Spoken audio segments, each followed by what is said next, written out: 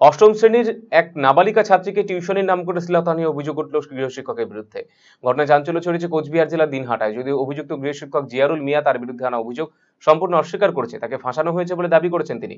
এই ঘটনায় দিনহাটা থানায় অভিযোগ দায়ের করেছেন নাবালিকার পরিবার।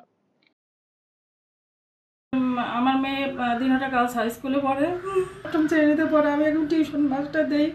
মাস্টারের নাম হচ্ছে জিয়ারুল মিয়া, বাসতলায় বাড়ি। সে ওদের ঈদের কারণে 11 তারিখে ছিল এবং সেই পড়াটা 10 তারিখে নেয়। হোয়াটসঅ্যাপে মেসেজ করে যে 4:30টার সময় টিউশন আছে।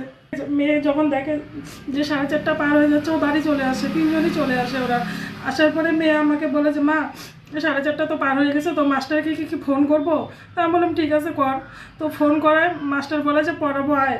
তারপরে টিউশন যায়। টিউশন যাওয়ার পরে মেয়ে যখন গিয়ে দেখে যে একজন আর দুজনকে মাস্টার ফোন করেনি, তখন মেয়ে বাড়ি বলে যে স্যার আমি পড়বো না। তবুও জবরদস্তি পড়তে বসা 10-15 মিনিট পর্যন্ত ভালোই পড়ায়।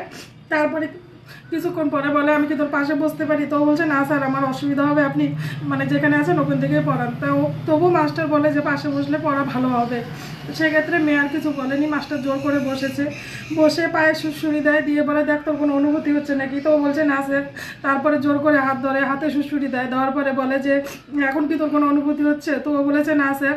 তারপরে মেয়ের শরীরের বিভিন্ন অংশে টাচ করে এবং গোপনাঙ্গে মুখ লাগায়।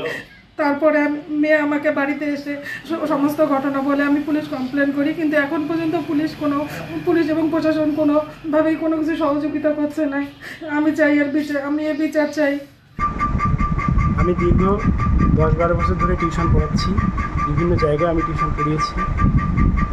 তো এ পর্যন্ত আমার নামে কেউ কোনোদিনও এরকম অভিযোগ আনতে পারেনি এবং কেউ কখনো বলতেও পারেনি। আমার নামে যে অভিযোগটি করেছে সেটা পুরোপুরি উদ্দেশ্যপ্রণীত এবং ভিত্তিহীন একটা অভিযোগ।